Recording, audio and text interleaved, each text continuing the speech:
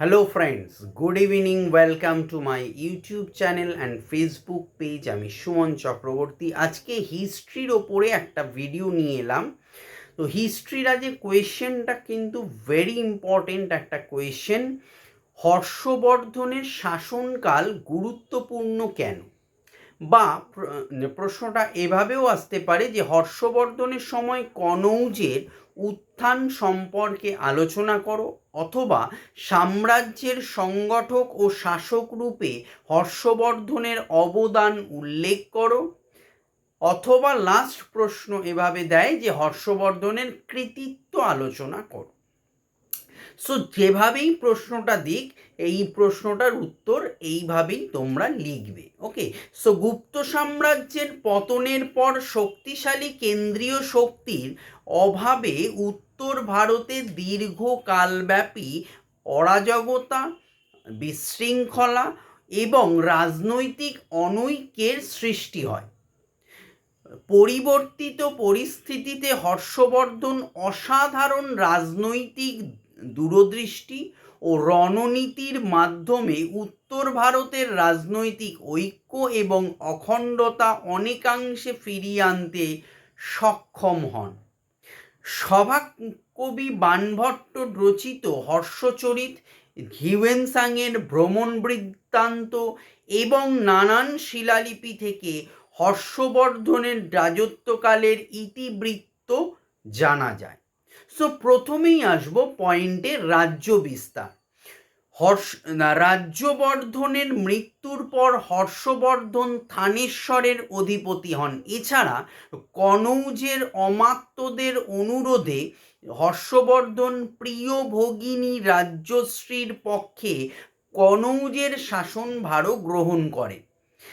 তিনি সর্বপ্রথম ভগিনী রাজ্যশ্রীকে উদ্ধার করার জন্য কামরূপের রাজা ভাস্কর বর্মনের সঙ্গে মিত্রতা স্থাপন করেন। এরপর গৌড়রাজ শশাঙ্কের বিরুদ্ধে যুদ্ধযাত্রা করেন, কিন্তু যথার্থ তথ্যের অভাবে ইতিহাস সঠিক জানা যায় না। তবে শশাঙ্কের মৃত্যুর পর তিনি মগধ, ওড়িশা ও বাংলা জয় করেন। পূর্ব ভারতে রাজ্য জয়ের পর হর্ষবর্ধন পশ্চিমে সৌরাষ্ট্রের বলভি রাজ্য আক্রমণ করে সেখানকার রাজা ধ্রুবসেনকে পরাজিত করেন। বাণভট্টের মতে হর্ষবর্ধন নেপাল ও কাশ্মীর জয় করেন, কিন্তু এ সম্পর্কে সঠিক কোনো সিদ্ধান্ত নেওয়া যায় না। পরবর্তী সময়ে হর্ষবর্ধন দক্ষিণ ভারতের রাজ্য বিস্তারে আগ্রহী হন, কিন্তু চালুক্য সম্রাট দ্বিতীয় পুলকেশীর কাছে পরাজিত হওয়ায় হর্ষবর্ধন দাক্ষিণাত্য বিজয়ের পরিকল্পনা ত্যাগ করেন। অবশ্য হর্ষবর্ধনের রাজ্য বিস্তারের সাফল্য সম্পর্কে ঐতিহাসিকদের নানারূপ মতপার্থক্য বা মতভেদ আছে। হর্ষের প্রশস্তিকারগণ তাকে সকল উত্তর পথনাথ বলে অভিহিত করেছেন, কিন্তু সমগ্র উত্তর ভারতে হর্ষবর্ধনের প্রাধান্য স্থাপিত হয়েছিল কিনা তার সঠিক প্রমাণ পাওয়া যায়নি। এই জন্যেই ডক্টর রমেশচন্দ্র মজুমদার তাকে উত্তর পথনাথ বলে স্বীকার করেননি। এই প্রসঙ্গে ঐতিহাসিক ডক্টর হেমচন্দ্র রায়চৌধুরীর মতে বলেছেন যে, কোটেশনে বলছি, হর্ষবর্ধন সমুদ্রগুপ্তের সাম্রাজ্যের আদর্শে উত্তর ও দক্ষিণ ভারতকে এক ছত্র তলে আনার চেষ্টা করেন, তবে তা ফলপ্রসূ হয়নি। 2 নম্বর পয়েন্টে আসব, শাসন ব্যবস্থা। হর্ষবর্ধনের রাজ্য সুশাসিত ছিল। দেশে ভূমি রাজস্ব ও অন্যান্য করের পরিমাণ সামান্যই ছিল, কিন্তু তার রাজত্বকালে রাজ্যের আইন শৃঙ্খলার অনেকটা অবনতি হয়েছিল। রাজ্যে চোর ডাকাতের উপদ্রব থাকায় তখনকার ফৌজদারি আইন অত্যন্ত কঠোর ছিল। হর্ষবর্ধনের এক বিশাল সেনাবাহিনী ছিল। রাজা স্বয়ং মাঝে মাঝে পরিভ্রমণ করে রাজ্যের শাসন সংক্রান্ত বিষয়ের তত্ত্বাবধান করতেন। হিউয়েনসাং হর্ষবর্ধনের রাজকর্তব্যবোধের খুবই প্রশংসা করেছেন। নতুন রাজধানী কনৌজ ছিল জনবহুল ও সমৃদ্ধ। অন্যান্য নগরের মধ্যে প্রয়াগ, মথুরা, নালন্দা, বারাণসী, তাম্রলিপ্ত ইত্যাদি ছিল উল্লেখযোগ্য। এবার সমালোচনায় আসি। হর্ষবর্ধনের সাম্রাজ্যের বেশিরভাগ অঞ্চলে সামন্ত রাজাদের প্রভাব বৃদ্ধি পাওয়ায় কেন্দ্রীয় সরকারের আধিপত্য কমে যায়।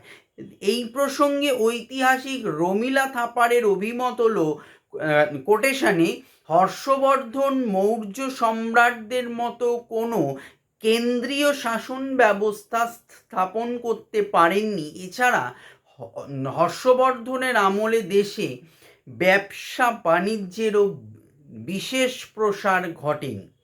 এবারে বলবো নেক্সট 3 নম্বর পয়েন্ট, সাহিত্য ও সংস্কৃতি।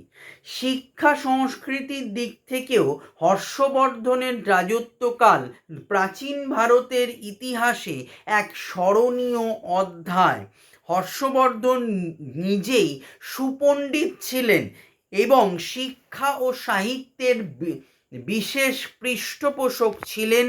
তার রচিত নাকনন্দা, রত্নাবলী ও প্রিয়দর্শিকা বিশেষ খ্যাতি অর্জন করে। হিউয়েনসাংয়ের বিবরণী থেকে জানা যায় যে তিনি রাজস্বের 1/4 সাহিত্য সেবীদের জন্য ব্যয় করতেন। বহু খ্যাতনামা পণ্ডিত তার রাজসভা অলঙ্কৃত করেছেন। এদের মধ্যে সর্বাগ্রে উল্লেখযোগ্য হলেন হর্ষচরিত রচয়িতা বাণভট্ট, কবি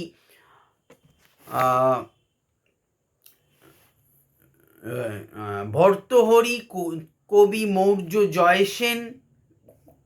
মৌর্য জয়সেন, ময়ূর প্রমুখ। শেষ পয়েন্ট আসি, ধর্ম ও দানশীলতা। ধর্মপ্রাণ শাসক হর্ষবর্ধন প্রথম জীবনে শিবের উপাসক ছিলেন। হিউয়েনসাংয়ের মতে হর্ষবর্ধন পরবর্তী সময়ে মহাযান বৌদ্ধ ধর্মানুরাগী হয়ে ওঠেন। প্রসঙ্গত ডক্টর রমেশচন্দ্র মজুমদারের মতে বৌদ্ধ ধর্মের জন্য হর্ষবর্ধন অশোকের মতো একনিষ্ঠভাবে কিছুই করেননি। প্রকৃতপক্ষে তিনি ধর্ম সহিষ্ণুতায় বিশ্বাসী ছিলেন। হিউয়েনসাংয়ের বিবরণ থেকে হর্ষবর্ধনের পরধর্ম সহিষ্ণুতা ও দানশীলতার পরিচয় পাওয়া যায়। হর্ষবর্ধন কনৌজে এক বিশাল ধর্মসভার আয়োজন করেন। এছাড়া হর্ষবর্ধন প্রয়াগের বিখ্যাত পঞ্চবার্ষিক মেলায় যোগদান করেন। 3 মাস ধরে এই মেলায় উৎসব অনুষ্ঠান চলত এবং এখানে হর্ষবর্ধন জাতি, ধর্ম, বর্ণ নির্বিশেষে অকাতরে ধনরত্ন ও পোশাক পরিচ্ছদ দান করতেন। শেষ পর্যায়ে মূল্যায়নে আসি যে প্রাচীন ভারতে অশোকের পর হর্ষবর্ধনের মতো প্রজাহিতৈষী নরপতির দৃষ্টান্ত আর পাওয়া যায় না। তার দীর্ঘ 40 বছর ব্যাপী শাসনকালে উত্তর ভারতে শান্তির স্বর্গরাজ্য হয়ে ওঠে। অশোকের মতো তিনি প্রজাদের সুবিধার জন্য যে চিকিৎসালয় ও বিশ্রামাগার নির্মাণ করেছিলেন। প্রসঙ্গত রাধাকুমুদ মুখোপাধ্যায় বলেছেন যে হর্ষবর্ধনের চরিত্রে সমুদ্রগুপ্তের সমরকুশলতা এবং অশোকের প্রজাহিতৈষীগণার অপূর্ব সমন্বয় ঘটেছিল। এই বক্তব্যকে সমর্থন জানিয়ে ঐতিহাসিক বলিনসন যথার্থই বলেছেন যে অশোক ও আকবরকে বাদ দিলে হর্ষবর্ধন ছিলেন ভারতের শ্রেষ্ঠ নৃপতি বা নরপতি। Thank you.